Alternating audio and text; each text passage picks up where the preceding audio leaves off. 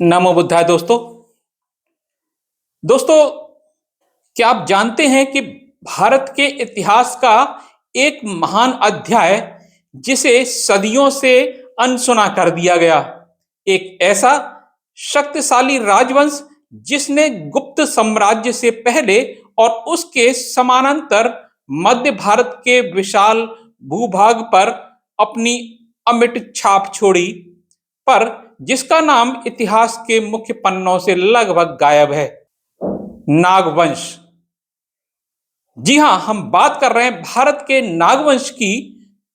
वो शासक जिनके प्रतीक में ही शक्ति और रहस्य छिपा है। कौन थे ये नाग राजा, कहां से आए थे और कैसे उन्होंने अपनी शक्ति स्थापित की। आज अवर प्राइड हमारा गौरव पर हम पुरातात्विक साक्ष्यों और प्राचीन ग्रंथों के आधार पर नागवंश के उस असली इतिहास को उजागर करेंगे, उनके उत्थान से लेकर उनके शासन काल की कला, संस्कृति और सैन्य शक्ति तक। चलिए शुरू करते हैं। लेकिन वीडियो शुरू करने से पहले मैं आपको बता दूं कि ये जानकारी हमने कहां से ली है, और ये ली है हमने प्राचीन भारत के शासक नाग, उनकी उत्पत्ति और इतिहास। ये एक जातीय विश्लेषणात्मक शोध ग्रंथ है और ये लिखी है डॉक्टर नवल वियोगी ने। ये एक वास्तव में एक पूर्ण शोध ग्रंथ है। आप इसे अमेज़न पे जाकर के खरीद सकते हैं। दोस्तों, प्रश्न खड़ा होता है कि नाग भारत में उत्पन्न हुए अथवा बाहर से आए। इतिहासकार सर्वप्रथम उक्त जाति को तक्षशिला में तलाश करते हैं, जहां से चलकर वे लोग भारत के अन्य क्षेत्रों में फैले। जेम्स फर्गुसन उस विषय पर प्रकाश डालते हुए लिखते हैं, यदि मुझसे पूछा जाए कि वह प्रसिद्ध स्थान कौन सा है जो नागों का मुख्य केंद्र था, तो मैं तुरंत उत्तर दूंगा तक्षशिला यानी तक्षक। उनका जाति संबंधी वर्णन प्रत्येक जगह से इसी स्थान व मानव जाति से पहचाना जा सकता है। वे लोग अवश्य ही नागों की पूजा करने वाले थे। नाग तथा तक्षक दोनों ही पूर्व ऐतिहासिक काल के प्रसिद्ध नागवंशी हैं। वे अवश्य बहुत बड़े सृजक तथा भारत के निर्माता थे, तथा अंत में मध्य युग में असुरगढ़ पर उनका अधिकार था और वे वहां बहुत पूर्व काल से निवास कर रहे थे। उनका मूल स्थान तक्षशिला में था, जो नाग पूजा का सबसे बड़ा केंद्र था, और यह वह स्थान था जहां से ये सारे देश में फैले। अंतिम रूप में कहा जा सकता है कि आज की परिस्थितियों में उनके लिए कोई खास नाम नहीं दिया जा सकता। चीनी यात्री ह्वेनसांग ने अपनी यात्रा वर्णन में उद्यान की कथा का वर्णन किया है, जो भारत के उत्तर पश्चिमी सीमा की आधुनिक स्वात घाटी की है। शाक्य जनजाति का एक राजकुमार जो कौशल राज्य के भयानक बिरुदका द्वारा सगे संबंधियों को वध कर देने से बच निकला था, जंगली हंस पर सवार होकर हवा में उड़कर उत्तर पश्चिम के सीमा क्षेत्र में जा पहुंचा। वहां पर एक अनिवार्य घटना चक्र के परिणाम स्वरूप एक नाग कन्या से भेंट हुई। उससे शादी करने के बाद उसके ससुर ने उसे एक तलवार भेंट की, जिसके द्वारा उसने देश के राजाओं का वध करके अब उनके राज्यों पर अधिकार जमा लिया। मगर तब भी उसकी खुशियों में एक रुकावट आ गई। जब भी वह अपनी पत्नी के साथ आराम करता तो उसके सिर के पीछे 9 फनों वाला नाग सिर पर प्रकट होता। आखिर पति ने तंग आकर एक दिन अपनी पत्नी के सोने की प्रतीक्षा की। तब उसने कृपाण से नाग का फन काट दिया। परिणाम यह हुआ कि शाही जोड़े की संतान सदैव ही सिर दर्द से पीड़ित रही। इसी प्रकार नाग राजा एलापात्र का मूल क्षेत्र भी तक्षशिला के 10 मील उत्तर पश्चिम में था, जहां आज भी उसका एक तालाब है। जैसे चीनी वेनसांग ने देखा था, अलेक्जेंडर कनिंघम ने भी एलापात्र के पवित्र तालाब की पहचान की, जो कि हसन अब्दाल से दूर नहीं है। वासुकी नाग का निवास भी कश्मीर के कमलाश की चोटी पर था। तक्षशिला का निकटतम संबंध कश्मीर घाटी से है, जो करकोटा नाग का निवास स्थान था। लोहारा राज परिवार जो अपनी उत्पत्ति 7 वाहनों से बताते हैं। करकोटा, नो गोनंदा, नागपाल, भद्रवाह राज परिवार भी ऐतिहासिक युग में कश्मीर पर राज्य करते रहे थे। आज भी कश्मीर में अनगणित नाग मंदिर हैं तथा चिंता का नाग मंदिर, भद्रवाह वासुकी नाग के भेजा उपरला और नौल्टी में मंदिर, सतिंगल गांव में सांतन नाग की समाधि, स्वारका नाग का मंदिर, चिंता के पास देवदार के जंगलों में मंदिर तमाम हैं। कमला चोटी जो 14,241 फीट ऊंची है, उस पर वासुकी नाग की झील है, जो भद्रवाह का एक प्रमुख तीर्थ स्थान है। विश्वास किया जाता है कि वासुकी नाग, जो मूल रूप में कश्मीर में निवास करता था, ने गरुड़ के आक्रमण से बचने के लिए यहाँ पर आश्रय स्थल का निर्माण कराया था। कश्मीर घाटी में नील नाग के मेले भी लगते हैं, उसकी पूजा भी होती है और उनके नाम से बहुत से झरने और तालाब हैं तथा नीलकुंड, जिसमें बितास्ता नदी निकलती है, नील नाग का आदि काल से निवास माना जाता है। यह स्रोता आज वेरीनाग के नाम से जाना जाता है। इसी प्रकार जिला नागम में भी एक झरने का नाम नीलनाग है। उसे बताते हुए वोगिल महोदय बताते हैं कि एक बहुत ही सुंदर उदाहरण बैठे हुए नाग की मूर्ति का है, जो सन 1920 ईस्वी annals report ASI eastern now central circle of 1990 to 1920 page number 38 में नालंदा की सर्दियों के मौसम की खुदाई मिली थी। इस नाग के सीधे हाथ में फूलों की माला है तथा बाएं हाथ में पानी का पात्र है तथा यह नाग पुरुष बहुत आराम से कुंडली मारे हुए नाग के शरीर पर बैठा है, जिसकी कुंडलियां आकृति के दोनों ओर स्पष्ट दिखाई पड़ती हैं, जबकि 7 कोबरा फनों का विशाल छाता उसके ऊपर छाया किए हुए है। यह मूर्ति प्रसिद्ध बौद्ध भिक्षु नागार्जुन के रूप में पहचानी गई और महायान शाखा का मूल प्रणेता था। यह नाग मूर्ति इस प्रकार की है जिसे मध्ययुगीन भारत के लिए अनोखी कहा जा सकता है। यद्यपि इसके कला पक्ष स्तर की अन्य कोई मूर्ति तलाश करना कठिन है। इस संबंध में यह बहुत ही आश्चर्यजनक बात है कि चीनी यात्री ह्वेनसांग नालंदा का नाम एक नाग के नाम के पीछे रखा गया बताते हैं। बौद्धों के अन्य पवित्र स्थानों के उदाहरण दिए जा सकते हैं, जैसे सारनाथ तथा संकिसा, जो मूल रूप में नाग पूजा के लिए अर्पित किए गए थे। इस मूर्ति से हम नाग टोटम या नाग पूजा के मूल रूप को भली भांति समझ सकते हैं। तक्षशिला नाम तक्षक नाग के नाम पर पड़ा है। प्राचीन काल में यह स्थान नागों की गतिविधियों के लिए प्रसिद्ध केंद्र रहा था। यहीं से नाग दक्षिण की ओर यानी आधुनिक पंजाब की ओर गए। उत्तर पश्चिमी पंजाब को कभी तक्ष या टक या टाक देश पुकारा जाता था। ग्रीक इतिहासकारों के अनुसार सिकंदर के आक्रमण के समय पंजाब में नाग पूजा होती थी। स्ट्राबो के अनुसार अभिसार का राजा अंबी 2 नागों को पालता था। उनमें से एक 80 तथा दूसरा 140 क्यूबिट लंबा था। कुछ ग्रीक लेखकों के अनुसार कुछ अन्य पशुओं के अतिरिक्त भारतीय नाग भी पालते थे। उन्हें गुफाओं में रखते थे। वे उन्हें पवित्र मानकर उनकी पूजा करते थे।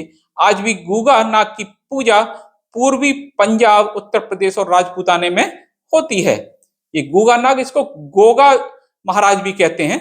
गोगा पीर की मान्यता और पूजा पंजाब, हरियाणा, राजस्थान और पश्चिमी उत्तर प्रदेश के विशाल क्षेत्र में होती है। गोगा के जन्म तथा जीवन से संबंधित अनेक कथानक प्रसिद्ध हैं। अधिकतर कथानकों के अनुसार उसका संबंध नागराज वासुकी से था, जिसने उसकी प्रेमिका सरियल, जिसे सुराइल, सुरजिला अथवा छरियाल भी पुकारा जाता है, जो कि बूंदी के राजा की बेटी थी, को जीतने में उसकी सहायता की थी। पूर्वी पंजाब और पश्चिमी उत्तर प्रदेश में गोगा के भारी संख्या में भक्त हैं। मुख्य तौर से कांगड़ा की पहाड़ियों में लगभग हर बड़े गांव में उसकी समाधियां हैं। आश्चर्यजनक है कि उसके भक्तों में उच्च और निम्न वर्ग के हिंदुओं के अतिरिक्त मुस्लिम भी हैं। गोगा पीर बागड़ क्षेत्र का शासक बताया जाता है, तभी उसे बागड़ वाला भी पुकारा जाता है। काठियावाड़ गुजरात के बारे में बात करेंगे। यहाँ नाग पूजा के बहुत बड़ा केंद्र था। वहां पर बासुकी नाग और उसके भाई बंधुओं का मंदिर है, जो स्थानीय तौर पर बसंग जी और बांदिया वैली अलग अलग नाम से पुकारे जाते हैं, जो थान तथा मांधो गढ़ में है। दोनों नाग भाई 5 प्रसिद्ध ऋषियों की प्रार्थना पर भयानक राक्षस भीमासुर से देश को बचाने के लिए यहाँ स्थापित हो गए थे। काठियावाड़ में एक अन्य नाग समाधि झलावर और तलसाना में प्रतीक नाग की है, तथा देवानिक चरमालिया की समाधि चुदा के चोकरी गांव में है। मगर गुजरात में सर्वाधिक प्रसिद्ध नाग मंदिर धरणीधर का है, जो उत्तर गुजरात में थराड़ के उत्तर पश्चिम में कुछ मील की दूरी पर ढेमा गांव में है। महाराष्ट्र समाज के धार्मिक और सांस्कृतिक जीवन में प्राचीन नाग संस्कृति की गहरी छाप दिखाई देती है। इसका प्रमाण आज भी प्रचलित है। उनके देवी देवताओं में गहन अध्ययन में दिखाई देता है कि मातंगी का मूल प्रतीक वाल्मीकि यानी कि सांप की बांबी है।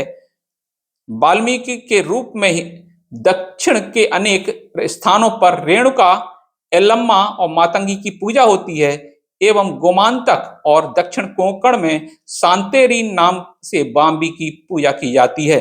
इसी प्रकार वाल्मीकि के रूप में पूजे जाने वाले क्षेत्रीय देवता और मरुगण सुब्रमण्य, खंडोबा, ज्योतिबा, खलनाथ, भैरव, यह सब क्षेत्रपति और क्षेत्रपाल नाग रूप में माने जाते हैं। दक्षिण भारत में नाग पूजा का बड़ा ही जबरदस्त प्रचलन है। यहाँ मुख्यतः कोबरा को पवित्र माना जाता है। उच्च जातियों के लोग इसे मारना पाप समझते हैं। इनका विश्वास है अगर कोई ऐसा करेगा तो उस पर दुर्भाग्य टूट पड़ेगा। दक्षिण भारत में इस प्रथा की सबसे बड़ी साक्षी नाग शिलाएं हैं, जिन्हें नागकल कहा जाता है, जो कभी कभार बहुत भारी संख्या में गांव या बस्ती के प्रवेश द्वार पर होती हैं। साधारणतया नागकल शिलाओं पर कोबरा की पूंछ के सहारे खड़ी हुई स्थिति में होता है, जो खुले फन से आगे की ओर झुका रहता है। दक्षिण के कन्नड़ जिले में पश्चिमी घाट की एक सर्वाधिक ऊंची चोटी पर, जिसका नाम सुब्रमण्य यानी पुष्पागिरी है, भारत का एक प्रमुख नाग मंदिर है। यहाँ दिसंबर के महीने में यात्रियों का भारी मेला लगता है। दक्षिण का दूसरा प्रसिद्ध नाग मंदिर नागपट्टनम अथवा नागापट्टम है, जो कि प्राचीन काल में हैदराबाद रियासत के भूमापरंदेन में कोरोमंडल के किनारे एक प्रसिद्ध बंदरगाह था। उक्त समाधि का नाम नागनाथ है, जो एक नाग देवता था। सारे उत्तरी भारत में नाग पंचमी का पर्व मनाया जाता है, मगर आश्चर्य है कि न्यूनाधिक अंतर के साथ यह दक्षिण भारत में भी मनाया जाता है। जो त्योहार कोंकण में मनाया जाता है, उसका वर्णन हिंदू विद्वान राव साहब बीएन मांडलिक ने इन शब्दों में कहा है कि उस दिन सुबह सुबह ही प्रत्येक परिवार मिट्टी की बनी हुई नाग मूर्ति अथवा 5, 7 अथवा 9 नागों के परिवार को दीवार पर चित्रित करता है। पिसा हुआ चंदन या हल्दी वाले बर्तन, जिनका प्रयोग पूजा के लिए किया जाता है, वे सामने रखे जाते हैं। फूल भुने हुए चावल, खीर, फ्रासबीन और भीगे हुए चने, ज्वार, पिसा हुआ चंदन और हल्दी नाग देवताओं पर चढ़ाए जाते हैं। दिए जलाकर आरती की जाती है व धूप जलाई जाती है तथा खाना फल उनके सम्मुख रखे जाते हैं।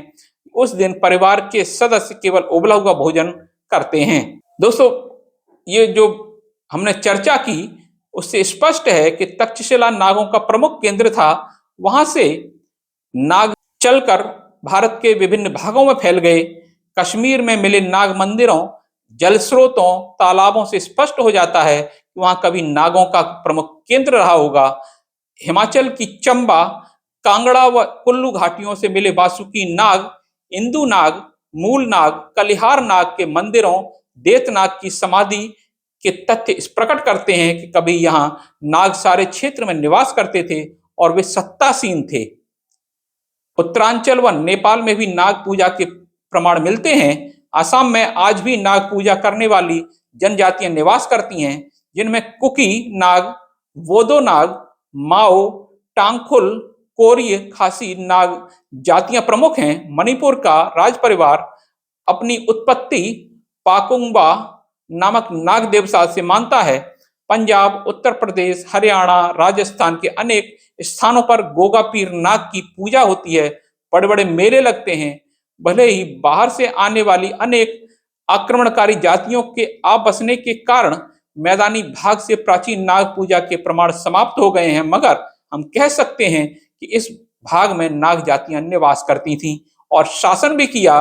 गुजरात तथा महाराष्ट्र में आज भी वासुकी नाग, बंदुक, धरणीधर, मातंगी, रेणुका, संतेरी, मरुगन, खंडोबा, ज्योतिबा नाग देवताओं की पूजा होती है। बिहार में नालंदा विश्वविद्यालय के प्राचीन भवनों की खुदाई में कुंडली मारे नाग की मूर्ति मिली है। वेनसांग ने अपने वर्णन में बताया है कि उक्त विश्वविद्यालय का नाम किसी नाग के नाम पर रखा गया था। दक्षिण भारत में जो आज भी नाग की घर घर में पूजा होती है, प्रत्येक गांव कस्बे के प्रवेश द्वार पर मिलने वाले नागकुल या नाग देवता इस बात के पक्के प्रमाण हैं। आज भी सारे दक्षिण भारत में नाग पंचमी का पर्व हिंदुओं द्वारा मनाया जाता है। दक्षिण जिले में सुब्रमण्य का नाग मंदिर है, नागपट्टनम का नाग मंदिर, सुदूर दक्षिण में नागरकोइल का नाग मंदिर स्पष्ट इंगित करते हैं कि दक्षिण भारत प्राचीन काल से ही नागों का केंद्र था और आज भी है। हम संक्षेप में कह सकते हैं कि उत्तरी हिमालय की घाटियों में सराज, सेवराज, सतलुज तथा ब्यास की घाटियों में सेवारी या चेरू, गंगा के मैदान में सौरा, मध्य भारत में चेरा, सेरा, खासी पहाड़ियों में केरा, चेरा, सेरा या सेरई, दक्षिण भारत में सभी एक ही शब्द के विभिन्न भाषाई रूप नागों की जानी जाती नाग पूजक या नाग जातियां हैं, जो प्राचीन काल में भारत के विभिन्न क्षेत्रों में निवास करती थीं तथा आज भी करती हैं। इससे स्पष्ट होता है कि यह जाति अवश्य पूर्व ऐतिहासिक और ऐतिहासिक काल में सत्तासीन रही होगी। इस प्रकार नाग पूजा की परंपरा तथा नाग जाति सारे भारत में फैली थी और आज भी आंशिक रूप से फैली है। दोस्तों, निष्कर्ष और विरासत तो यह था कि नागवंश का वो विस्मृत इतिहास जिसने एक स्वर्णिम काल की नींव रखी, उनके सिक्के, उनके मंदिर, उनकी शासन व्यवस्था, ये सब गवाह हैं कि नागवंश सिर्फ एक स्थानीय शक्ति नहीं बल्कि एक महान साम्राज्य था। उनका इतिहास हमें सिखाता है कि कैसे छोटे छोटे राज्यों ने भी एकजुट होकर भारत की सांस्कृतिक और राजनीतिक पहचान को आकार दिया। अगर आपको ये ऐतिहासिक शोध और जानकारी पसंद आई हो तो इस वीडियो को लाइक करना ना भूलें, हाइप भी करें और ऐसी ही प्रेरणादायक कहानियों के लिए अवर प्राइड हमारा गौरव को सब्सक्राइब करें। हम जल्दी एक और गौरवशाली अध्याय के साथ लौटेंगे। धन्यवाद। जय भीम। नमो बुद्धाय।